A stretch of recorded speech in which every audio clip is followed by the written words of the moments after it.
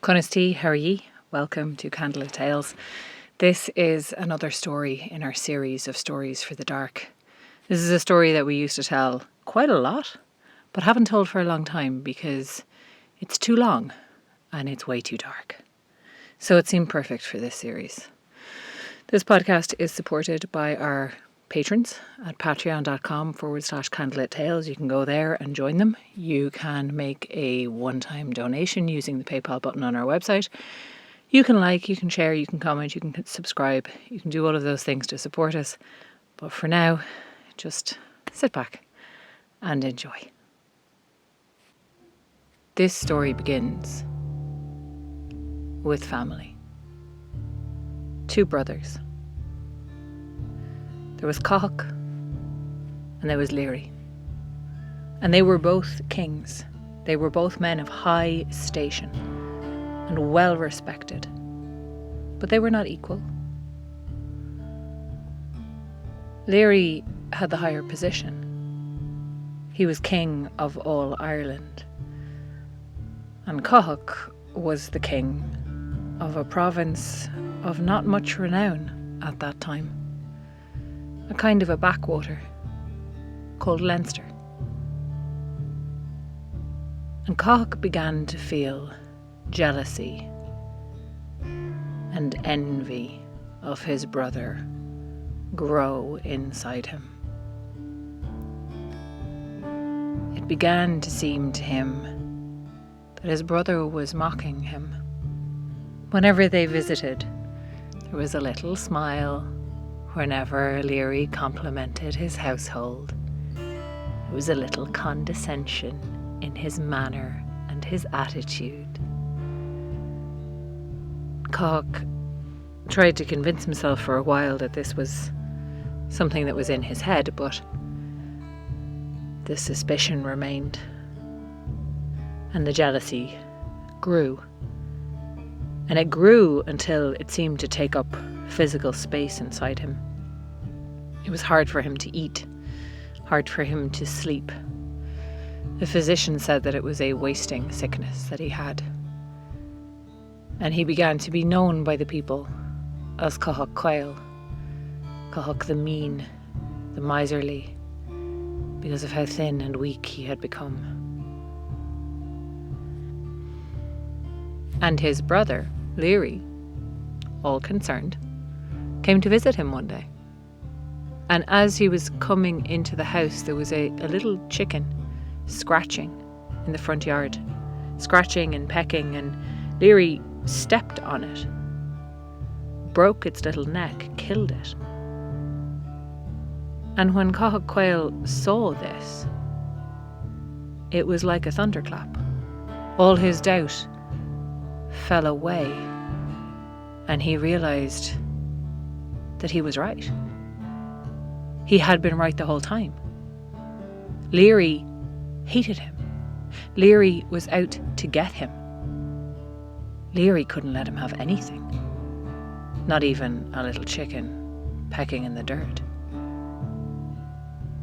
And with that doubt removed from him, it was as if Cathach found a new vitality, a new energy.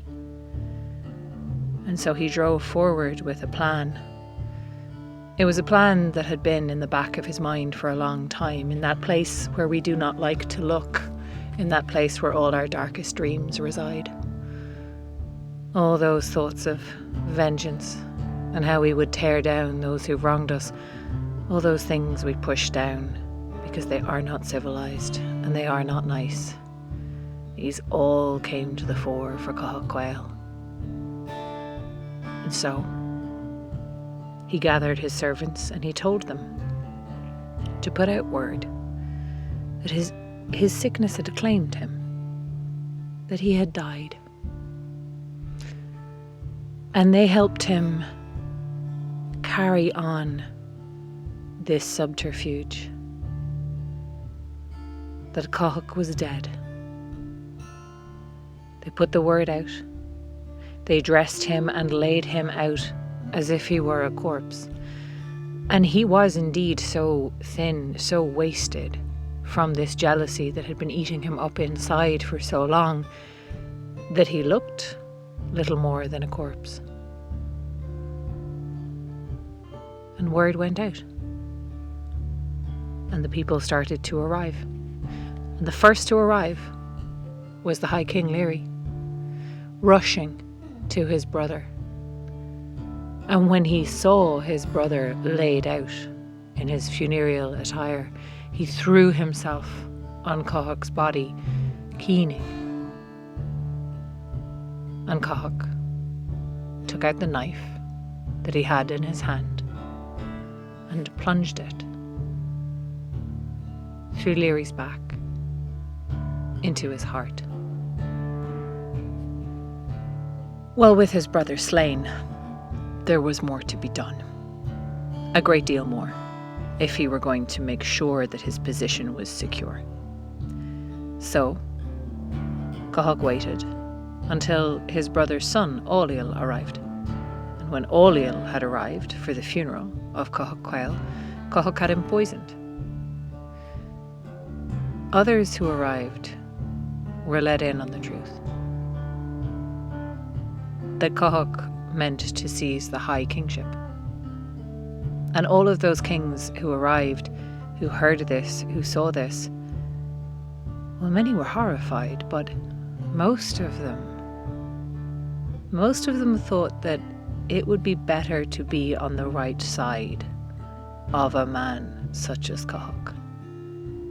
It would be better to have such a man leading you than attacking you. And so, one by one, they agreed to support him. And when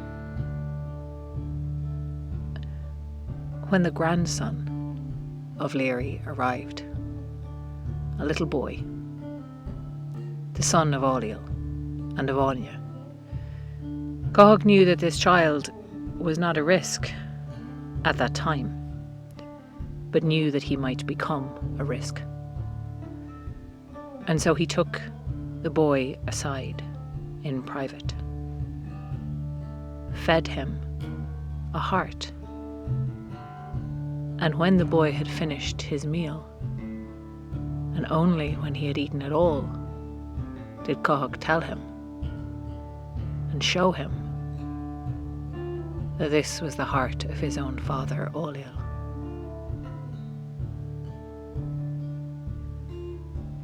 And when the boy saw what had happened, what he had done, he lost the power of speech.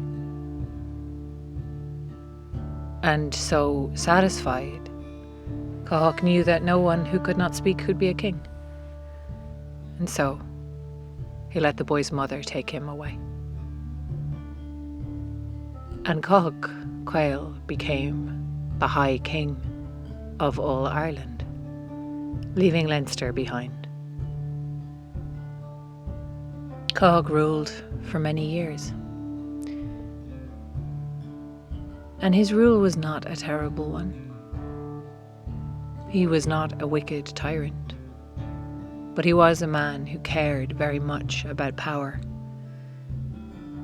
And he was a man who cared very much to make sure that no one had more power than he. And so one day at a feast, he asked the poets and the harpists assembled there to tell him who was the most generous ruler in all Ireland. And he was surprised when one of the harpers, Craftina, said, "Oh, it's Muin Loinseach."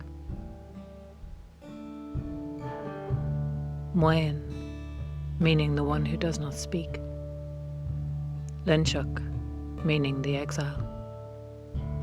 Cathaoch's own grandnephew.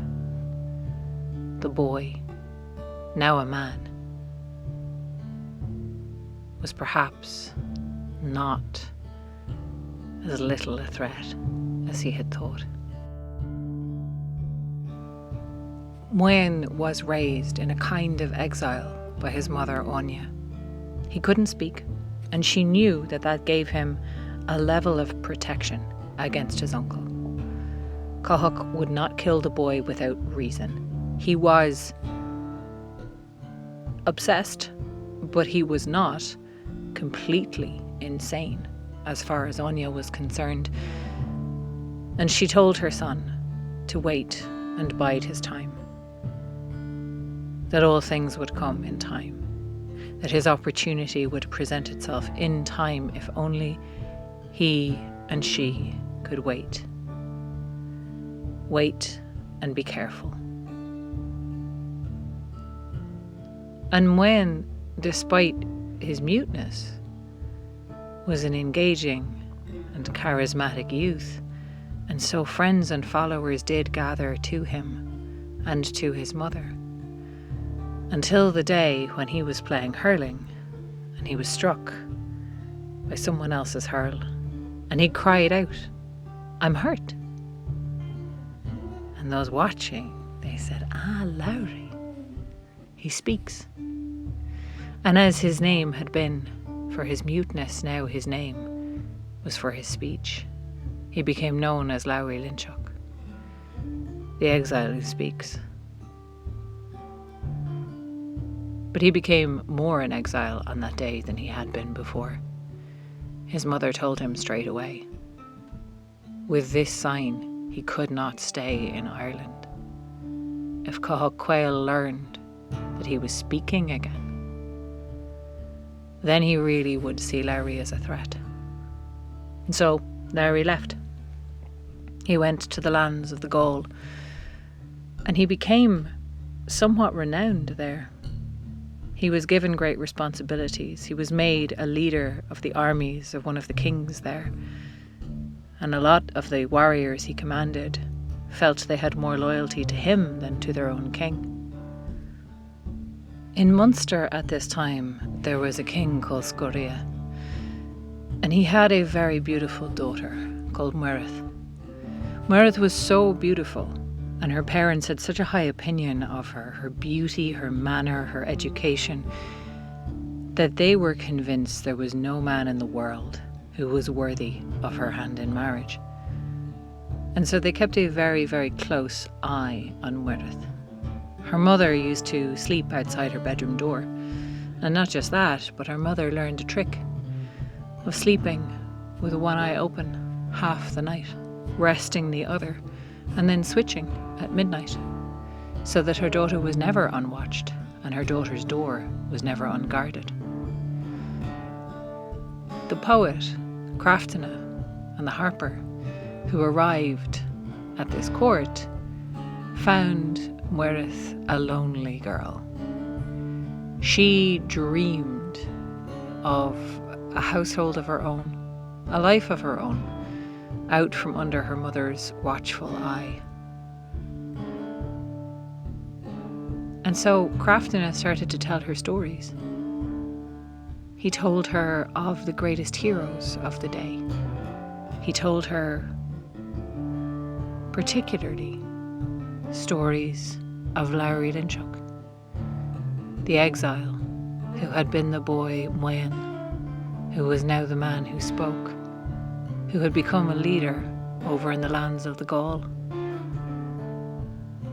And Muirith fell in love with these stories, fell in love with this man who had been through so much. And so she composed a love song. And she asked Craftina to take it to this man as a declaration, and to ask him to come and find her if there was a chance he might feel the same way. And so Craftina went across the seas. He found Loinseach, found the head of these armies after long and a difficult travel. And when he came before Loinseach, he explained that the king's daughter of Munster had fallen in love with him, and he played for Loinseach the song of Muirith. And when he heard her passion and her words and the melody she had composed, Lowry was intrigued that she would go to such trouble for him, that she would have such skill at poetry and at music. This touched him. And Lowry was a pragmatic man. The king's daughter of Munster would be a powerful alliance. And he had business in Ireland. The time had not yet come, but perhaps it was drawing a little closer. And so Loinseach handed in his notice to the king of the Gaul and left that place and came back to Ireland. And with him came 2,000 of these foreigners with their broad-bladed spears, unlike the ones that were found in Ireland. And Lowry went to Munster, to Scoria's house, where he was welcomed. He was of royal lineage. His tragic history came before him. And of course, Muireann, when she saw him, almost melted in delight. And at the feast that evening, Muireann and Lowry spoke to one another across the table, with her parents sitting in between, watching every word for any double meaning. But still, the two were able to see that there was much that they agreed upon, and that the feelings they'd had for one another from afar were only amplified by meeting in the flesh. Now there was the problem of her mother, who stayed awake every night, one eye open in turn, watching her door. But Crafton, the harper, he had a magical touch, and so he played the music of sleep. And Muireann's mother slept. And in the morning, Muireann's mother looked at her daughter, and from the way she was sleeping, or the way she was smiling, or the way she was sitting, or something in the way that she was carrying herself, her mother knew immediately that her daughter was no longer a maiden. And she was moving, she was smiling, she was sitting in the way that a wife does. And when she told her husband, Scoria was furious. He was ready to gather his whole army and go and hunt down the man who had dishonoured his daughter, until Lowry spoke and said, Muireann, you should tell them. And she told them that it was Lowry. She and he had spent the night together. They had wed in secret. And when her parents found out that it was he, they changed their tune to celebration. They invited him for a feast, and Scoria pledged that he would help Lowry get back the kingship of Leinster. And now the time was coming. It was coming ever closer. It seemed to be galloping closer day by day. The time when Lowry would have his vengeance for his father and his grandfather and himself. He had the help of the King of Munster.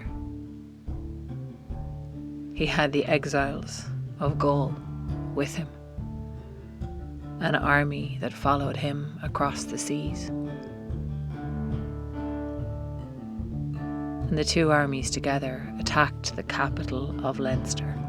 In those days it was a place called Dinree.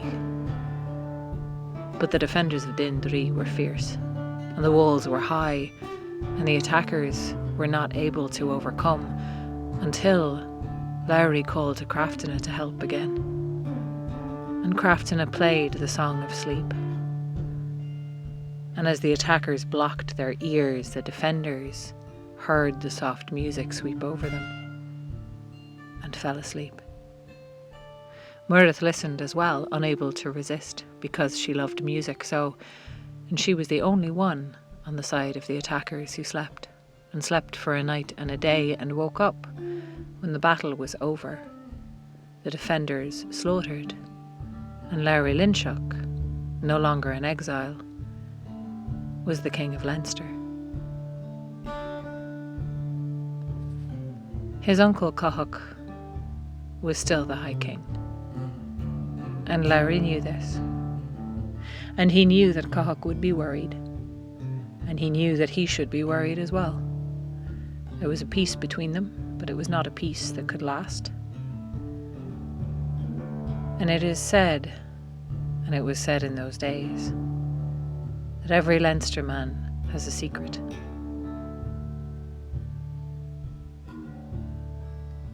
Lowry made sure that all the men of Leinster were carrying the same secret. His secret.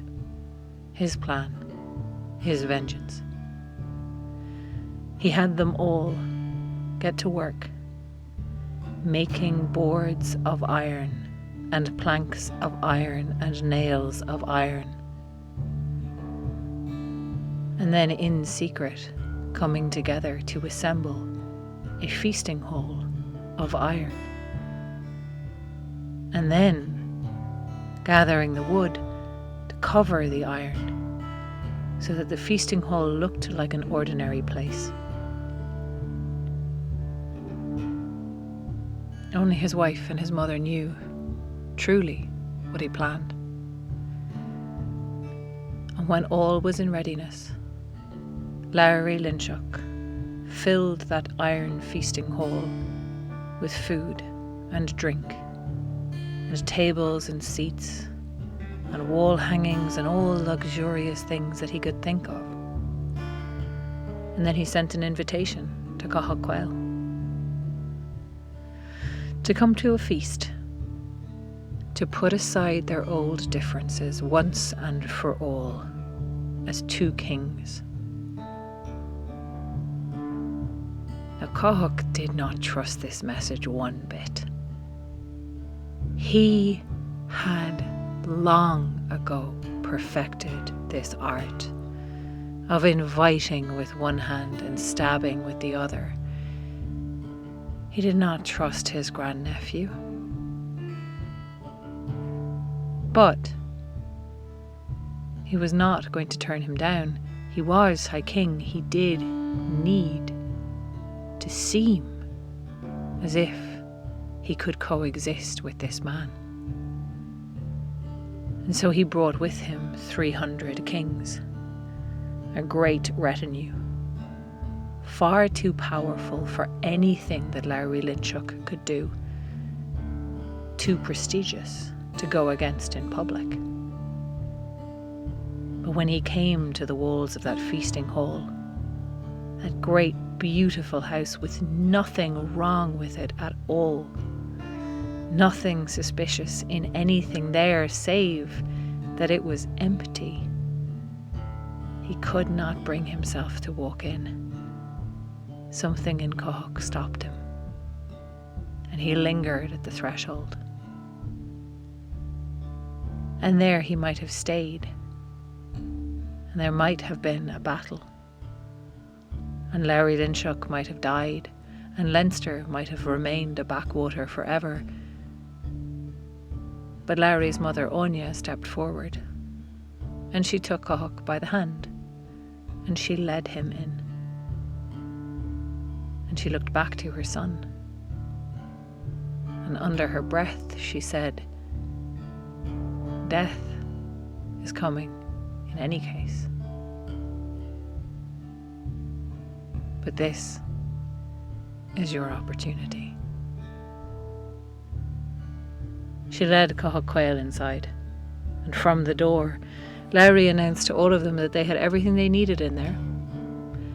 They had plenty of food, plenty of drink, and plenty of fire. And with that, he barred the doors.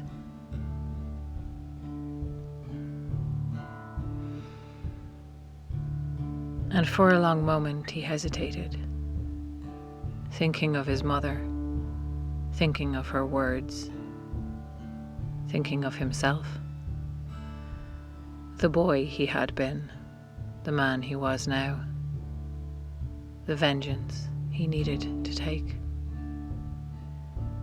And so he decided to honor his mother's sacrifice. And he set fire to the feasting hall, killing all who dwelled within it.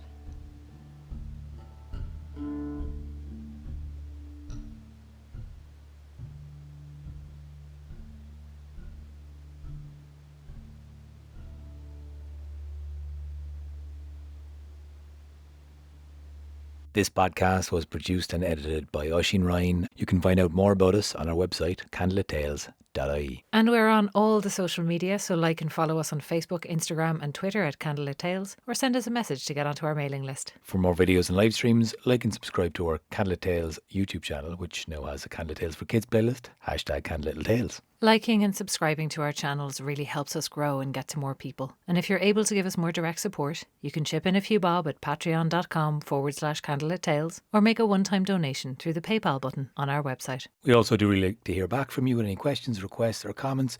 Leave them in the section below. If you want to find out about our courses, anything like that, just drop us a line. And we especially appreciate you listening.